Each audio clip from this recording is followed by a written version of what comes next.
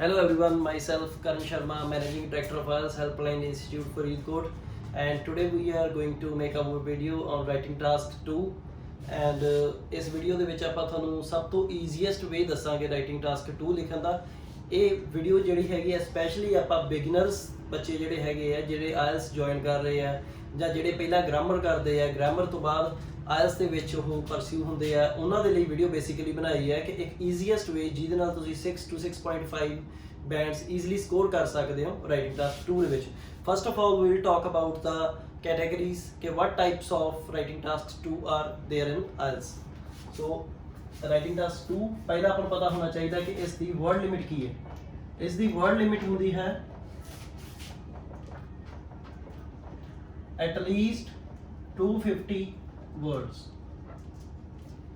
मतलब कि तुसी 250 शब्द तो लिखना ही लिखना है, जे तुसी वध भी लिख लिया तो कोई एडी किड़ा इशू नहीं, बट मैं रिकमेंड करूँगा कि तुहानू 250 तो लैके 280 ਦੇ ਵਿੱਚ ਲਿਖਣਾ ਚਾਹੀਦਾ ਟਾਸਕ। ਕਿਉਂਕਿ ਹੁੰਦਾ ਕੀ ਹੈ, ਮੰਨ ਕੇ ਚੱਲੋ ਕਿ ਜੇ 100 ਸ਼ਬਦ ਦੇ ਮਗਰ ਆਪਣੀਆਂ 5 ਗਲਤੀਆਂ ਨਿਕਲ ਰਹੀਆਂ, ਜੇ ਆਪਾਂ 200 ਸ਼ਬਦ ਲਿਖਤਾ ਤਾਂ ਉਹਦੇ ਮਗਰ ਆਪਣੀਆਂ 10 ਗਲਤੀਆਂ ਹੋ ਗਈਆਂ, ਜੇ ਆਪਾਂ 300 ਸ਼ਬਦ ਲਿਖਤਾ ਤਾਂ ਉਹਦੇ ਮਗਰ ਆਪਣੀਆਂ 15 ਗਲਤੀਆਂ ਹੋ ਗਈਆਂ, ਤੇ ਬੱਚੇ ਨੇ ਜੇ 400 ਸ਼ਬਦ ਲਿਖਤਾ ਤਾਂ ਉਹਦੇ ਮਗਰ ਗਲਤੀਆਂ ਵੀ ਉਨੀਆਂ ਵੱਧ ਜਾਣੀਆਂ। ਸੋ ਇਸ ਕਰਕੇ ਤੁਸੀਂ ਆਪਦੀ ਵਰਡ ਲਿਮਿਟ ਨੂੰ ਕੰਟਰੋਲ ਕਰਨ ਦੀ ਕੋਸ਼ਿਸ਼ ਕਰਨੀ ਹੈ, ਤੇ ਕੰਟਰੋਲ ਕਰਨ ਦੇ ਨਾਲ ਡੈਫੀਨੇਟਲੀ ਤੁਸੀਂ ਹੈਗੇ 6 ਦਾ ਸਕੋਰ ਕਰੋਗੇ ਐਂਡ ਉਸ ਤੋਂ ਵੱਧ ਵੀ ਸਕੋਰ ਕਰ ਸਕਦੇ ਹੋ। ਸੋ ਆਪਾਂ ਪਹਿਲਾਂ ਗੱਲ ਕਰੀਏ ਹੁਣ ਟਾਈਪਸ ਦੀ ਕਿ ਕਿਹੜੀਆਂ ਟਾਈਪਸ ਹੈ। ਫਸਟ ਟਾਈਪ ਇਹਦੀ ਹੈਗੀ ਹੈ ਐਗਰੀ ਡਿਸਐਗਰੀ। ਐਗਰੀ ਦਾ ਮਤਲਬ ਕਿ ਤੁਸੀਂ ਸਹਿਮਤ ਕਿ ਨਾ ਸਹਿਮਤ ਹੋ। ਅੱਗੇ ਇਹਦੀ ਇੱਕ ਸਬ ਟਾਈਪ ਹੁੰਦੀ ਹੈ to what extent do you agree or disagree। ਉਸ ਤੋਂ ਬਾਅਦ second type cause effect and solution। मतलब इन्हें तिन्ने भी इकट्ठे आ सकते हैं, ਜਾਂ cause and effect भी आ सकता है, ਜਾਂ cause and solution भी आ सकता है, ਜਾਂ effect and solution भी आ सकता है, ਜਾਂ तिन्ने भी इकट्ठे आ सकते हैं। थर्ड टाइप थोड़ी है advantages and disadvantages। ਇਸ ਦੀ ਵੀ ਅੱਗੇ ਸਬ ਟਾਈਪ ਆ ਜਾਂਦੀ ਹੈ, ਜਿਵੇਂ ਕਿ ਪੋਜ਼ਿਟਿਵ ਡਿਵੈਲਪਮੈਂਟ ਔਰ ਨੈਗੇਟਿਵ ਡਿਵੈਲਪਮੈਂਟ ਸੇਮ ਥਿੰਗ ਹੀ ਹੈ, ਕੋਈ ਜ਼ਿਆਦਾ ਫਰਕ ਨਹੀਂ ਹੁੰਦਾ। ਫੋਰਥ ਤੁਹਾਡਾ ਹੁੰਦਾ ਹੈ discuss both sides and give your opinion। so basically ਤੁਹਾਡੀਆਂ ਟਾਈਪਸ ਹੋ ਗਈਆਂ ਐਗਰੀ ਡਿਸਐਗਰੀ, ਇਹਦੀ ਸਬ type to what extent do you agree disagree, cause effect and solution, advantage disadvantage, discuss both sides and give your opinion। ਸਿਰਫ ਇਹ ਵਾਲੀਆਂ ਹੈਗੀਆਂ types ਜਿਹੜੀਆਂ commonly ਆਉਂਦੀਆਂ ਹਨ, ਬਟ ਇਸ ਤੋਂ ਇਲਾਵਾ ਕਦੇ ਕੁਐਸਚਨ ਵੀ ਪੁੱਛਿਆ ਹੁੰਦਾ ਹੈ, ਉਹ ਸਿਰਫ ਮੋਲਡ ਕਰਨ ਦੇ ਵਾਸਤੇ, ਕਨਫਿਊਜ਼ ਕਰਨ ਦੇ ਵਾਸਤੇ।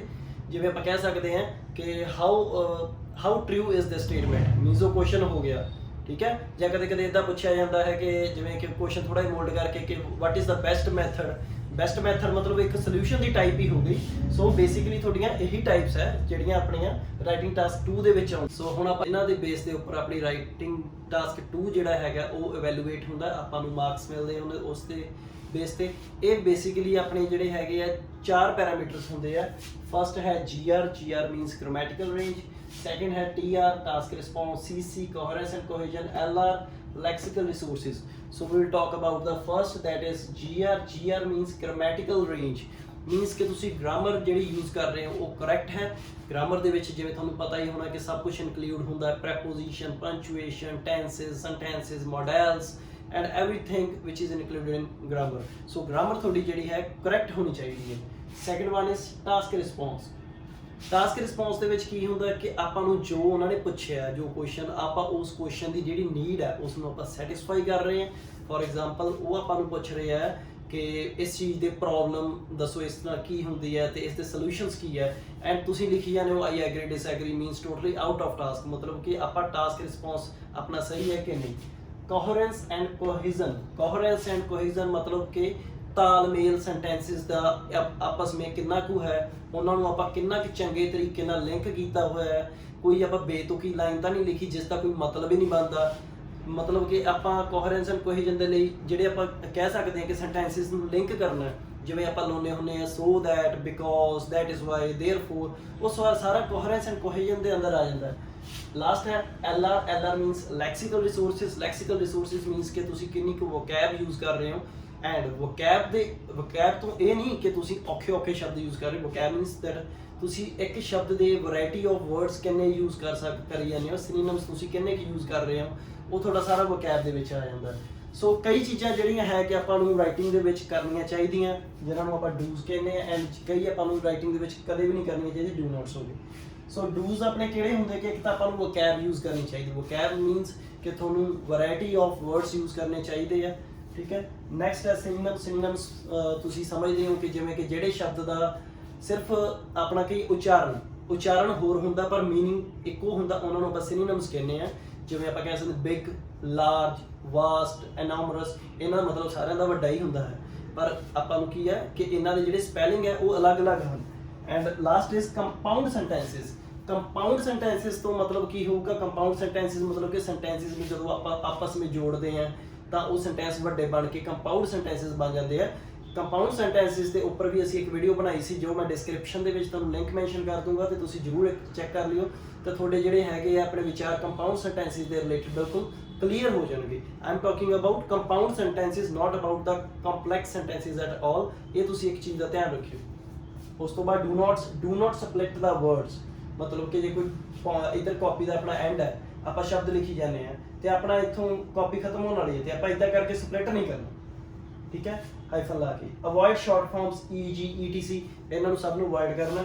Try to avoid difficult vocabulary. ਹੁੰਦਾ ਕੀ ਹੈ, ਜ਼ਿਆਦਾਤਰ ਇੰਸਟੀਚਿਊਟਸ ਦੇ ਵਿੱਚ, ਰਿਨਾਊਂਡ ਇੰਸਟੀਚਿਊਟਸ ਦੇ ਵਿੱਚ ਕੀ ਹੁੰਦਾ ਕਿ ਬੱਚਿਆਂ ਨੂੰ ਵੋਕੈਬ ਬਹੁਤ ਔਖੀ ਕਰਵਾਈ ਜਾਂਦੀ ਹੈ, ਤਾਂ ਉਹਦਾ ਆਊਟਕਮ ਕੀ ਨਿਕਲਦਾ? ਜਦੋਂ ਵੱਡੇ ਸ਼ਬਦ ਕਰਵਾਏ ਜਾਂਦੇ ਆ ਤਾਂ ਬੱਚਿਆਂ ਨੂੰ ਕੀ ਪਤਾ ਨਹੀਂ ਲੱਗਦਾ ਬਾਅਦ 'ਚ ਕਿ ਉਹਨਾਂ ਦੀ ਸਪੈਲਿੰਗ ਮਿਸਟੇਕ ਹੋ ਜਾਂਦੀ। ਸੋ ਸਿੰਪਲ ਵੋਕੈਬ ਕਰੋ, ਸਿੰਪਲ ਵਰਡਸ। ਰਾਈਟਿੰਗ ਟਾਸਕ 2 ਜਿੰਨੀਆਂ ਵੀ ਟਾਈਪਸ ਹੈ ਸਭ ਦਾ ਇੱਕੋ ਬੇਸਿਕ ਫਾਰਮੈਟ ਹੁੰਦਾ ਹੈ। ਬੇਸਿਕ ਫਾਰਮੈਟ ਕੀ ਹੈ ਕਿ ਪਹਿਲਾਂ ਆਪਾਂ ਇੰਟਰੋਡਕਸ਼ਨ ਲਿਖਣੀ ਹੁੰਦੀ ਹੈ।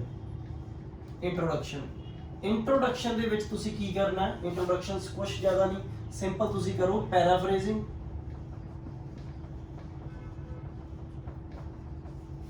Plus thesis statement. ਇਹਨਾਂ ਨੂੰ ਆਪਾਂ ਜੇ ਸਰਲ ਭਾਸ਼ਾ ਦੇ ਵਿੱਚ ਗੱਲ ਕਰੀਏ ਤਾਂ ਪੈਰਾਫਰੇਜ਼ਿੰਗ ਮਤਲਬ ਕਿ ਕਹਿੰਦੇ ਤੁਸੀਂ ਵਰਡਸ ਹੈਗੇ ਆ ਜਿਹੜੇ ਉਹਨਾਂ ਨੂੰ ਬਦਲ ਦਿਓ ਬਾਈ ਯੂਜ਼ਿੰਗ ਸਿਨੋਨਿਮਸ। ਐਂਡ ਥੀਸਿਸ ਤੁਸੀਂ ਆਪਦਾ ਵਿਊ ਪੁਆਇੰਟ ਦੱਸ ਦਿਓ ਕਿ ਤੁਸੀਂ ਨਿਚਲੇ ਪੈਰਾਗ੍ਰਾਫ 'ਚ ਕੀ ਗੱਲ ਕਰਨੀ ਹੈ। ਅੱਜ ਆਪਾਂ ਸਿਰਫ ਗੱਲ ਕਰ ਰਹੇ ਹਾਂ 6 to 6.5 ਬੈਂਡ ਦਾ ਐਸੇ ਕਿੱਦਾਂ ਲਿਖਣਾ, ਠੀਕ ਹੈ। ਆਪਾਂ ਕਿਸੇ ਨੈਕਸਟ ਵੀਡੀਓ ਦੇ ਵਿੱਚ ਜ਼ਰੂਰ ਆਪਾਂ 7, 8, even 9 ਬੈਂਡਸ ਦੀ ਵੀਡੀਓ ਦੀ ਵੀ ਗੱਲ ਕਰਾਂਗੇ। ਬਟ ਅੱਜ ਆਪਣਾ ਮੇਨ ਮੋਟਿਵ ਇਹ ਹੈ ਕਿ ਆਪਾਂ ਉਹਨਾਂ ਸਟੂਡੈਂਟਸ ਲਈ ਵੀਡੀਓ ਬਣਾਈਏ ਕਿ ਜਿਨ੍ਹਾਂ ਦੇ ਰਾਈਟਿੰਗ 'ਚੋਂ 5 ਆ ਰਹੇ ਆ, 5.5 ਆ ਰਹੇ ਆ। ਐਂਡ ਮੈਂ ਡੈਫੀਨੇਟਲੀ ਇਹ ਸਾਰੇ ਨਾਲ ਤੁਹਾਡੇ ਨਾਲ ਕਮਿਟਮੈਂਟ ਕਰਦਾ ਕਿ ਇਹ ਵੀਡੀਓ ਵੇਖਣ ਤੋਂ ਬਾਅਦ ਤੁਸੀਂ ਈਜ਼ੀਲੀ 6 ਬੈਂਡ ਸਕੋਰ ਕਰ ਸਕਦੇ ਹੋ ਰਾਈਟਿੰਗ ਟਾਸਕ 2 ਦੇ ਵਿੱਚ, ਠੀਕ ਹੈ। ਇੰਟਰੋਡਕਸ਼ਨ ਦੇ ਵਿੱਚ ਆਪਾਂ ਇਹ ਚੀਜ਼ ਲਿਖਣੀ ਹੁੰਦੀ ਹੈ। ਉਸ ਤੋਂ ਬਾਅਦ ਆਪਾਂ ਇੰਟਰੋਡਕਸ਼ਨ ਇਸ ਦੀ ਬਣਾ ਕੇ ਵੀ ਦੇਖਦੇ ਹਾਂ। ਇੰਟਰੋਡਕਸ਼ਨ ਕਿਵੇਂ ਬਣਾਵਾਂਗੇ? ਜਿਵੇਂ ਕਿ ਪਹਿਲਾਂ ਆਪਾਂ ਸਿਨੋਨਿਮਸ ਦੀ ਗੱਲ ਕਰੀਏ। ਇਨ ਮਾਡਰਨ ਐਰਾ ਨੂੰ ਆਪਾਂ ਕਹਿ ਸਕਦੇ ਹਾਂ ਨਾਊਅਡੇਜ਼। ਮੈਨੀ ਨੂੰ ਆਪਾਂ ਕਹਿ ਸਕਦੇ ਹਾਂ ਨੰਬਰ ਆਫ ਪੀਪਲ ਨੂੰ ਤੁਸੀਂ ਕਹਿ ਸਕਦੇ ਹੋ ਇੰਡੀਵਿਜੂਅਲਸ।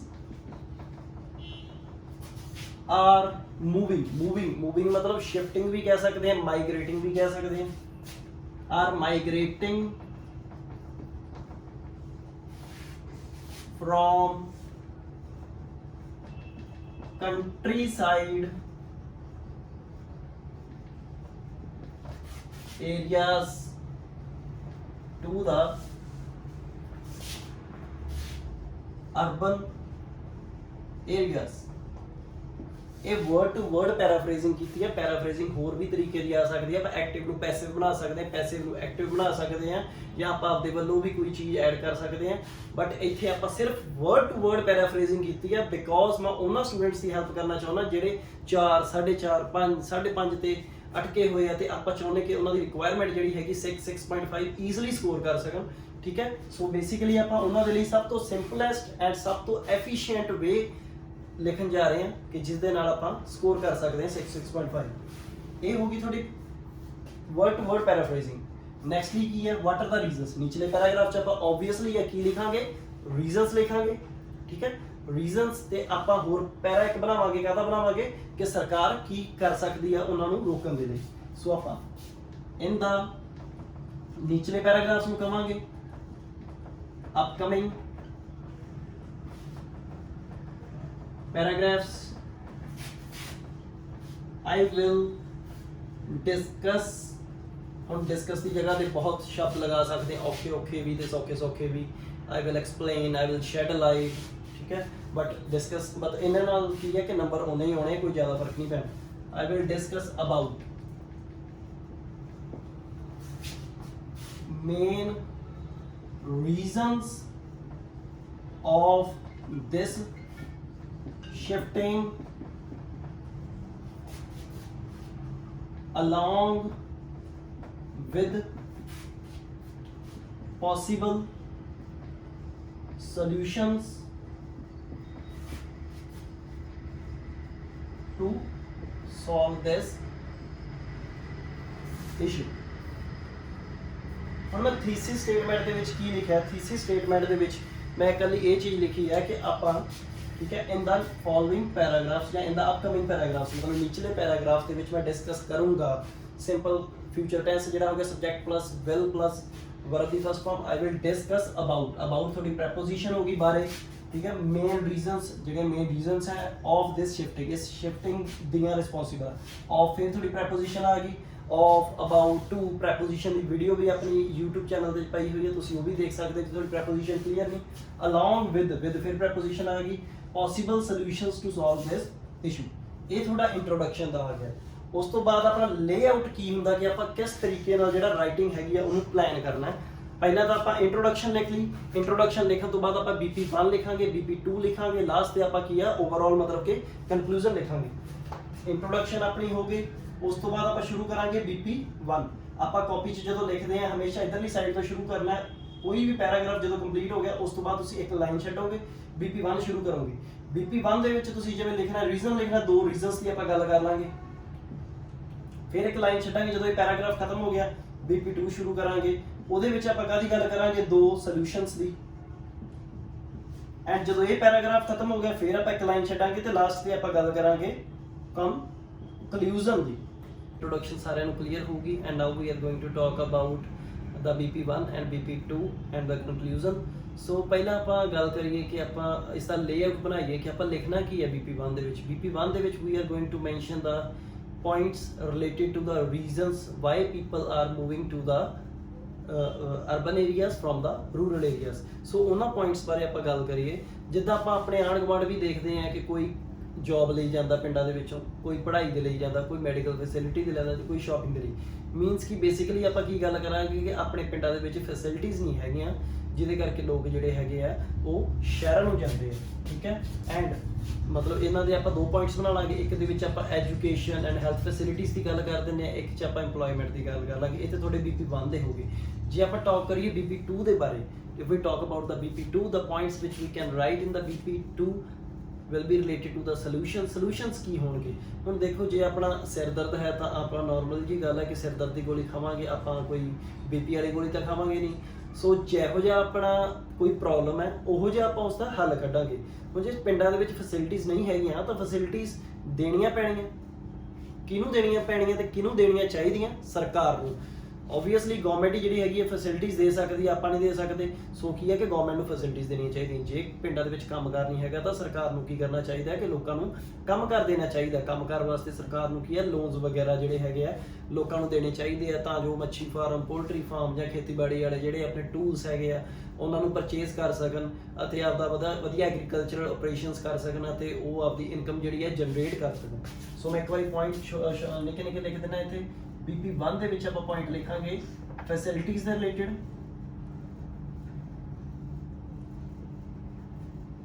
BP2 ਦੇ ਵਿੱਚ ਆਪਾਂ ਲਿਖਾਂਗੇ ਕਿ ਗਵਰਨਮੈਂਟ ਨੂੰ ਪ੍ਰੋਵਾਈਡ ਕਰਨੀਆਂ ਚਾਹੀਦੀਆਂ ਫੈਸਿਲਿਟੀਜ਼, ਪਲੱਸ ਇੰਪਲੋਇਮੈਂਟ ਦਾ ਵੀ ਕੁਝ ਕਰਨਾ ਚਾਹੀਦਾ ਹੈ ਕਿ ਪਿੰਡਾਂ ਦੇ ਵਿੱਚ ਕੀ ਹੈ ਕਿ ਆਪਣੀ ਜਿਹੜੀ ਹੈ ਇੰਪਲੋਇਮੈਂਟ ਜਿਹੜੀ ਹੈ ਉਹ ਜਨਰੇਟ ਹੋਵੇ। So we will start with BP1 to commence ਦੀ ਜਗ੍ਹਾ ਤੇ ਆਪਾਂ ਹੋਰ ਸ਼ਬਦ ਵਰਤ ਸਕਦੇ ਹਾਂ, ਜਿਵੇਂ ਕਿ ਬਿਗਿਨ ਵਰਤ ਸਕਦੇ ਹਾਂ, ਸਟਾਰਟ ਵਰਤ ਸਕਦੇ ਹਾਂ, ਬਹੁਤ ਸਾਰੇ ਸ਼ਬਦ ਹੈ ਬਟ ਇਹ ਮੈਨੂੰ ਈਜ਼ੀ ਲੱਗਦੇ ਸੋ ਮੈਂ ਇਹ ਯੂਜ਼ ਕਰ ਰਿਹਾ। ਟੂ ਕਮੈਂਸ ਜਾਂ begin with the reasons because of which individuals are shifting to the cities from rural areas। ਇਹ ਆਪਣੀ ਓਪਨਿੰਗ ਲਾਈਨ ਹੋਊਗੀ। ਇਹ ਓਪਨਿੰਗ ਲਾਈਨ ਤੁਸੀਂ ਸਭ ਕਿਤੇ ਲਿਖ ਸਕਦੇ ਹੋ। ਮੰਨ ਲਓ ਜੇ ਤੁਹਾਨੂੰ ਆ ਗਿਆ ਟਾਸਕ ਐਡਵਾਂਟੇਜ ਡਿਸਐਡਵਾਂਟੇਜ, ਤੁਸੀਂ ਲਿਖ ਸਕਦੇ to begin with the advantages of this, to begin with the reasons because of which I agree with this statement. So ਇਹ ਤੁਸੀਂ to begin with the reason ਸਾਰੇ ਕਿਤੇ ਲਿਖ ਸਕਦੇ ਹੋ।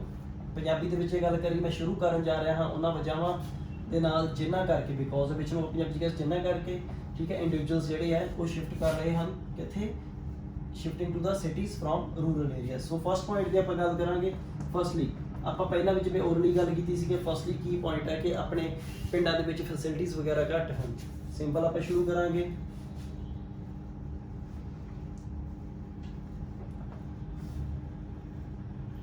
people are migrating to the urban areas because in cities good facilities related to the education and medical are available, which are not available in countryside areas। Point ਕੀ ਸੀਗਾ ਕਿ ਲੋਕੀ move ਕਰ ਰਹੇ ਆ, ਉਸ ਦਾ ਰੀਜ਼ਨ ਕਿਉਂ, ਕਿਉਂਕਿ ਸ਼ਹਿਰਾਂ ਦੇ ਵਿੱਚ ਚੰਗੀਆਂ ਫੈਸਿਲਿਟੀਆਂ ਹੁੰਦੀਆਂ ਕਾਹਦੇ ਨਾਲ ਰਿਲੇਟਡ, ਐਜੂਕੇਸ਼ਨ ਅਤੇ ਮੈਡੀਕਲ ਕੇਅਰ ਦੇ ਨਾਲ ਰਿਲੇਟਡ, ਜਿਹੜੀਆਂ ਕਿ ਪਿੰਡਾਂ ਦੇ ਵਿੱਚ ਨਹੀਂ ਅਵੇਲੇਬਲ ਹੁੰਦੀਆਂ। ਇਹ ਇੱਕ ਤਰ੍ਹਾਂ ਦਾ ਆਪਣਾ ਕੰਪਾਊਂਡ ਸੈਂਟੈਂਸ ਵੀ ਹੋ ਗਿਆ ਜਿਹਦੇ ਵਿੱਚ ਆਪਾਂ ਕੀ ਆ ਕੰਟਰਾਸਟ ਸ਼ੋ ਕਰ ਰਹੇ ਹਾਂ। ਸੋ ਇਹ ਆਪਣਾ ਸਿੰਪਲ ਜਿਹਾ ਪੁਆਇੰਟ ਆਪਣਾ, ਠੀਕ ਹੈ, ਫਸਟ ਹੋ ਗਿਆ। ਇਸ ਦੇ ਵਿੱਚ ਐਗਜ਼ਾਮਪਲ ਵੀ ਲਾ ਸਕਦੇ ਤੁਸੀਂ ਲਾਉਣਾ ਹੋਵੇ। ਫੋਰ ਐਗਜ਼ਾਮਪਲ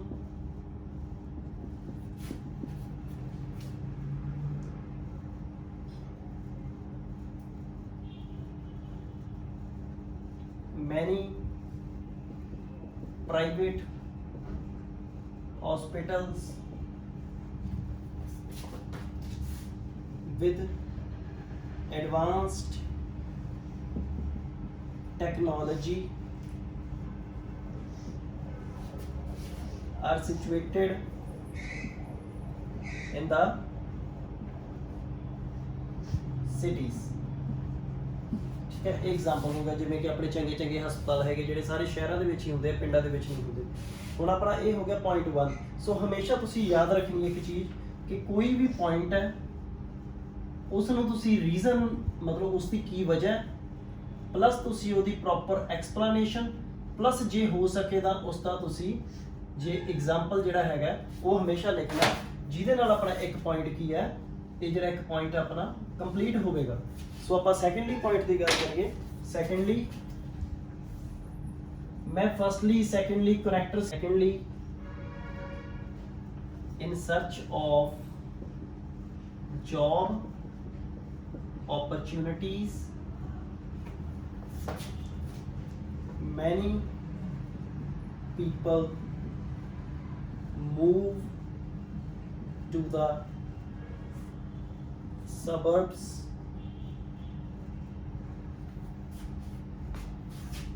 as ਦੇਖੋ ਪੁਆਇੰਟ ਹੋ ਗਿਆ। ਹੁਣ ਆਪਾਂ ਇਹਦੀ ਐਕਸਪਲੇਨੇਸ਼ਨ ਐਜ਼, ਜਿਵੇਂ ਕਿ ਸ਼ਹਿਰਾਂ ਦੇ ਵਿੱਚ ਬਹੁਤ ਸਾਰੀਆਂ ਪ੍ਰਾਈਵੇਟ ਸੈਕਟਰਸ ਦੇ ਵਿੱਚ ਜੌਬ ਐਂਡ ਜਿਵੇਂ ਕਿ ਪ੍ਰਾਈਵੇਟ ਕੰਪਨੀਜ਼ ਹੁੰਦੀਆਂ ਐਂਡ ਆਪਣੇ ਹੋਰ ਇੰਡਸਟਰੀਜ਼ ਵਗੈਰਾ ਵੀ ਜਿਹੜੀਆਂ ਆਪਣੇ ਸਿਚੁਏਟਡ ਹੁੰਦੀਆਂ ਅਤੇ ਉੱਥੇ ਲੋਕਾਂ ਨੂੰ ਕੀ ਹੈ ਕੰਮ ਕਾਰ ਮਿਲ ਜਾਂਦਾ।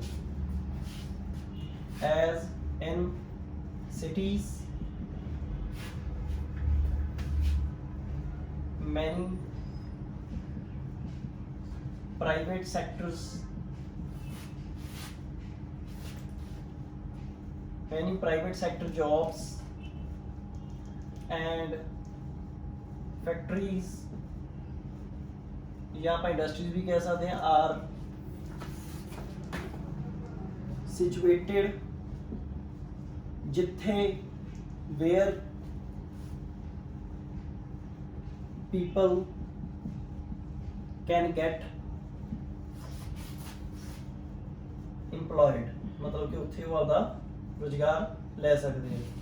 ठीक है। Secondly, in search of job opportunities, many people move to the suburbs, as in cities many private sector jobs and factories are situated where people can get employed. So ਇਸ ਦਾ ਨਤੀਜਾ ਕੀ ਹੁੰਦਾ ਹੈ ਕਿ ਉਹ ਜੌਬ ਦੇ ਲਈ ਉੱਥੇ ਮੂਵ ਕਰਦੇ। ਅਗੇਨ ਜੇ ਆਪਾਂ ਐਗਜ਼ਾਮਪਲ ਲਗਾਉਣਾ ਤਾਂ ਆਪਾਂ ਲਗਾ ਸਕਦੇ, ਫੋਰ ਐਗਜ਼ਾਮਪਲ ਕਹਿ ਸਕਦੇ ਜਿਵੇਂ ਕਿ ਆਪਣੇ ਗੁੜਗਾਉਂ ਦੇ ਵਿੱਚ ਆਪਾਂ ਵੇਖਿਆ IT ਸੈਕਟਰ ਵਗੈਰਾ ਕੰਪਨੀਜ਼ ਵਗੈਰਾ ਹੁੰਦੀਆਂ, ਉਹਦਾ ਆਪਾਂ ਐਗਜ਼ਾਮਪਲ ਲਗਾ ਵੀ ਸਕਦੇ। For example most of the IT sector jobs R available, ਜਿੱਦਾਂ ਕਿ ਫੋਰ ਐਗਜ਼ਾਮਪਲ ਆਪਾਂ ਕਹਿ ਲਈਏ ਕਾਲ ਸੈਂਟਰਸ ਸਿਟੀਜ਼ ਦੇ ਵਿੱਚ ਹੁੰਦੇ ਆ, ਸੋ ਆਪਾਂ ਐਗਜ਼ਾਮਪਲ ਵੀ ਲਗਾ ਸਕਦੇ ਹਾਂ। ਇਹ ਤਾਂ ਬੇਸਿਕਲੀ ਆਪਣਾ ਇੱਕ ਬੋਡੀ ਪੈਰਾਗ੍ਰਾਫ ਆਪਣਾ BP1 ਜਿਹੜਾ ਕੰਪਲੀਟ ਹੋ ਜਾਊਗਾ। ਹੁਣ ਆਪਾਂ BP2 ਨੂੰ ਆਪਾਂ ਕਿੱਦਾਂ ਲਿਖਣਾ ਹੈ। BP2 ਦੇ ਵਿੱਚ ਆਪਾਂ ਕੀ ਲਿਖਾਂਗੇ ਕਿ ਸੋਲੂਸ਼ਨਸ ਇਸ ਚੀਜ਼ ਦੇ ਕੀ ਹੈ। ਠੀਕ ਹੈ, ਜਦੋਂ ਆਪਾਂ ਸ਼ੁਰੂ ਕਰਾਂਗੇ however there are some steps that ਹੁਣ ਗਵਰਨਮੈਂਟ ਦੇ ਸਿਨੋਨਿਮਸ ਕੀ ਹੋ ਜਾਂਦੇ ਆ, government, state authorities, regime, that regime can take to solve this problem।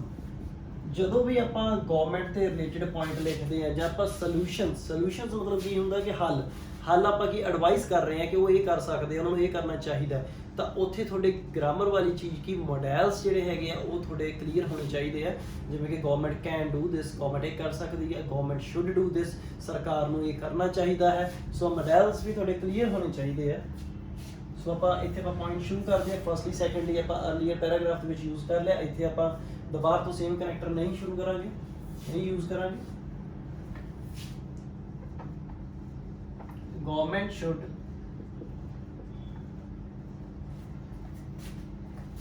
provide good facilities, good ਦੀ ਜਗ੍ਹਾ ਤੇ ਤੁਸੀਂ ਐਡਵਾਂਸਡ ਵੀ ਕਹਿ ਸਕਦੇ facilities related to education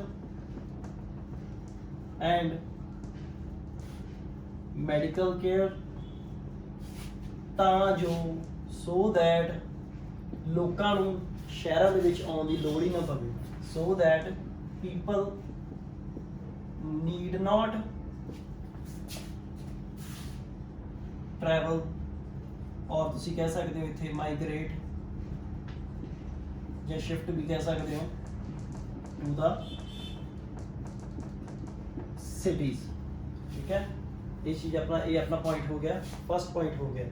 ਉਸ ਤੋਂ ਬਾਅਦ ਆਪਾਂ ਅਗਲਾ ਪੁਆਇੰਟ ਜਦੋਂ ਲਿਖਣਾ ਹੈ, ਅਗਲੇ ਪੁਆਇੰਟ ਨੂੰ ਆਪਾਂ ਕਿਵੇਂ ਜੋੜਾਂਗੇ। ਉੱਥੇ ਕੈਰੈਕਟਰ ਯੂਜ਼ ਕੀਤੇ ਸੀ ਫਸਟਲੀ, ਸੈਕੰਡਲੀ ਇੱਥੇ ਆਪਾਂ ਯੂਜ਼ ਕਰ ਸਕਦੇ ਹਾਂ besides this, what is more, apart from this, in addition, furthermore. Nextly ਆਪਾਂ ਇੱਥੇ ਕੋਈ ਵੀ ਲਗਾ ਲਈਏ ਬਿਸਾਈਡਸ ਦਿਸ, besides this regime should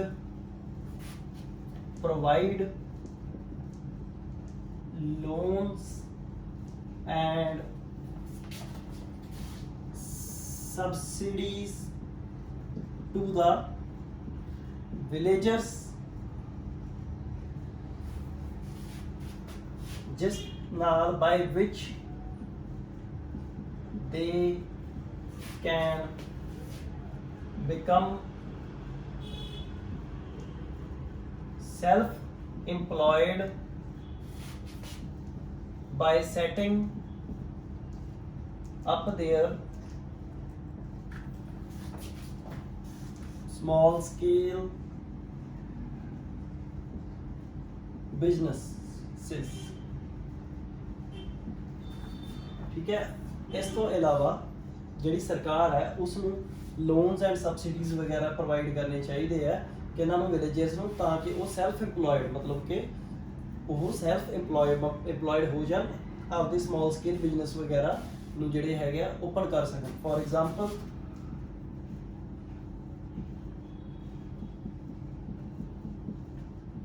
Punjab government provides 40% subsidy on poultry and fish farms, by which people get inspired। people ਦੇ ਨਾਲ ਆਪਾਂ ਲਿਖ ਸਕਦੇ people of rural areas get inspired to set up these farms, and hence they do not need to shift to the cities। ठीक है, ਆਪਾਂ ਇਸ ਦੇ ਵਿੱਚ एग्जांपल भी लगा ਲਈ। 40% ਤਾਂ ਰਫਲੀ ਕਿਹਾ, ਬਟ ਸਬਸਿਡੀ ਕੋਈ ਦਿੱਤੀ ਜਾਂਦੀ ਹੈ 20 ਹੋਵੇ 30 ਹੋਵੇ 40 ਹੋਵੇ, ਬਟ ਆਪਾਂ एग्जांपल ਦੇ ਵਿੱਚ ਆਪਣੇ ਐਗਜ਼ਾਮੀਨਰ ਨੇ ਵੈਰੀਫਾਈ ਨਹੀਂ ਕਰਨਾ ਗੂਗਲ ਕਰਕੇ ਕਿ ਕਿੰਨੇ % ਸਬਸਿਡੀ ਦਿੱਤੀ ਜਾਂਦੀ ਹੈ।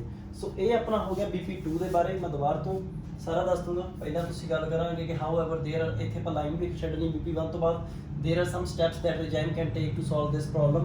गवर्नमेंट should provide, ਸਰਕਾਰ ਨੂੰ ਪ੍ਰੋਵਾਈਡ ਕਰਨੀ ਚਾਹੀਦੀਆਂ facilities related to education and medical care, so that ਤਾਂ ਜੋ ਲੋਕਾਂ ਨੂੰ ਕੀ ਹੈ ਲੋੜ ਹੀ ਨਾ ਪਵੇ ਉੱਥੇ ਜਾਣ ਦੀ। ਇਸ ਤੋਂ ਇਲਾਵਾ ਸਰਕਾਰ ਨੂੰ ਲੋਨਸ ਅਤੇ ਸਬਸਿਡੀਜ਼ ਦੀਆਂ ਗ੍ਰਾਂਟਸ ਵਗੈਰਾ ਵਿਲੇਜਰਸ ਨੂੰ ਦੇਣੀਆਂ ਚਾਹੀਦੀਆਂ ਤਾਂ ਕਿ ਉਹ ਸੈਲਫ ਇੰਪਲੋਇਡ ਹੋ ਸਕਣ। ਕਿਵੇਂ? ਆਪਦੇ ਬਿਜ਼ਨਸ ਵਗੈਰਾ ਸੈਟਅਪ ਕਰਕੇ। ਫੋਰ ਐਗਜ਼ਾਮਪਲ ਜਿਵੇਂ ਕਿ ਪੰਜਾਬ ਸਰਕਾਰ ਹੈਗੀ ਜਿਹੜੀ 40% ਸਬਸਿਡੀ ਦਿੰਦੀ ਹੈ ਆਪਣੇ ਪੋਲਟਰੀ ਫਾਰਮਸ ਦੇ ਉੱਪਰ, ਐਗਰੀਕਲਚਰ ਟੂਲਸ ਦੇ ਉੱਪਰ। ਠੀਕ ਹੈ, ਜਿਸ ਦੇ ਨਾਲ ਕੀ ਹੈ ਕਿ ਲੋਕ ਜਿਹੜੇ ਹੈਗੇ ਉੱਥੋਂ ਦੇ ਮੋਟੀਵੇਟ ਹੁੰਦੇ ਆ ਆਪਦੇ ਬਿਜ਼ਨਸ ਐਸਟੈਬਲਿਸ਼ ਕਰ ਲੈਂਦੇ। ਜਦੋਂ ਆਪਦੇ ਬਿਜ਼ਨਸ ਐਸਟੈਬਲਿਸ਼ ਕਰ ਲੈਂਦੇ ਆ ਉਹਨਾਂ ਨੂੰ ਇਨਕਮ ਜਨਰੇਟ ਹੋ ਜਾਂਦੀ, then they need not go to the cities. So ਇਹ ਆਪਣਾ ਹੋ ਗਿਆ ਇਸ ਦੇ ਉੱਪਰ। ਸੋ ਆਪਾਂ ਲਾਸਟ ਗੱਲ ਕਰੀਏ ਕਨਕਲੂਜਨ ਦੀ। ਸੋ ਕਨਕਲੂਜਨ ਦੇ ਵਿੱਚ ਕੀ ਆ ਕਿ ਆਪਾਂ ਇੱਕ ਨਿਚੋੜ ਕੱਢ ਦੇਣਾ। ਆਪਾਂ ਸਾਰੇ ਨੂੰ ਕੀ ਹੈ ਕਿ ਸਮ ਅਪ ਕਰ ਦੇਣਾ, ਜਿੱਦਾਂ ਕਿ ਟੂ ਇੱਕ ਲਾਈਨ ਛੱਡਾਂਗੇ ਇੱਥੇ ਆਪਾਂ conclude the main reasons due to which most of the rural people shift to the urban areas are lack of basic facilities and employment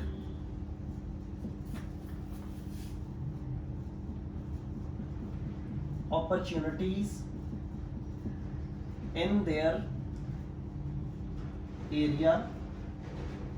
Yeah, full stop। But if authorities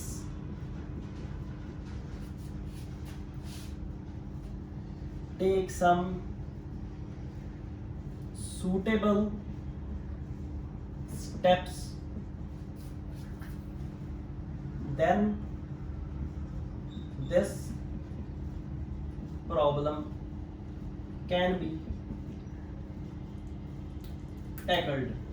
tackled, solved, curbed ਇੱਕੋ ਚੀਜ਼ ਹੁੰਦੀ ਹੈ ਸਾਰੇ ਕਿਤੇ, ਇਹਦੇ ਵਿੱਚ confuse ਨਹੀਂ ਹੋਣਾ। So conclusion, the main reasons due to which most of the rural people shift to the urban areas are lack of basic facilities and employment opportunities in their area, but if authorities take some suitable steps, then this problem can be tackled। ਇਹ ਆਪਾਂ ਕਹਿੰਦੇ definitely solved। ਸੋ ਇਹ ਸੀਗਾ ਆਪਣਾ writing task 2 ਦੇ ਬਾਰੇ। ਠੀਕ ਹੈ ਕਿ ਇਹ ਸਭ ਤੋਂ ਸਿੰਪਲੈਸਟ ਵੇ ਹੈ ਜਿਹਦੇ ਨਾਲ ਆਪਾਂ ਰਾਈਟਿੰਗ ਟਾਸਕ 2 ਦੇ ਵਿੱਚ 6 ਜਾਂ 6.5 ਈਜ਼ੀਲੀ ਸਕੋਰ ਕਰ ਸਕਦੇ ਹਾਂ। ਆਪਾਂ ਜ਼ਿਆਦਾ ਆਪਾਂ ਕੰਪਾਊਂਡ ਸੈਂਟੈਂਸਸ ਯੂਜ਼ ਕਰਕੇ ਮੀਨਸ ਜ਼ਿਆਦਾ ਸੈਂਟੈਂਸਸ ਨੂੰ ਆਪਾਂ ਜੋੜ ਕੇ ਆਪਾਂ ਥੋੜਾ ਜਿਹਾ ਆਪਾਂ ਜਿਸ ਨੂੰ ਕਹਿ ਦਿੰਦੇ ਆ ਕਿ ਕੰਪਲੈਕਸ ਲੈਵਲ ਤੇ ਰਾਈਟਿੰਗ ਵੀ ਕਰ ਸਕਦੇ ਆ, ਉਹਦੇ ਨਾਲ ਆਪਣੇ 7 7.5 ਜਾਂ 8 ਬੈਂਡਸ ਆਉਂਦੇ ਹਨ। ਬਟ ਅੱਜ ਆਪਾਂ ਸਿਰਫ ਇਸ ਦੀ ਗੱਲ ਕਰ ਰਹੇ ਹਾਂ, ਆਪਾਂ ਕਿਸੇ ਨੈਕਸਟ ਵੀਡੀਓ ਦੇ ਵਿੱਚ ਉਹਨਾਂ ਦੀ ਵੀ ਗੱਲ ਵੀ ਕਰਾਂਗੇ ਕਿ ਆਪਣੇ ਜੇ 6.6 ਜਾਂ 6.5 ਆ ਰਹੇ ਤੇ ਆਪਾਂ 7 ਜਾਂ 7.5 ਨੂੰ ਕਿਵੇਂ ਹਿੱਟ ਕਰੀਏ। So thank you everyone for watching this video and please do subscribe and share this channel with your friends and hop ਤੁਹਾਨੂੰ ਸਾਡੀਆਂ ਵੀਡੀਓਜ਼ ਪਸੰਦ ਆਉਂਦੀਆਂ ਹੋਣਗੀਆਂ ਐਂਡ ਲਾਈਕ ਐਂਡ ਸਬਸਕ੍ਰਾਈਬ ਕਰਨਾ ਨਾ ਭੁੱਲਿਓ। Thank you.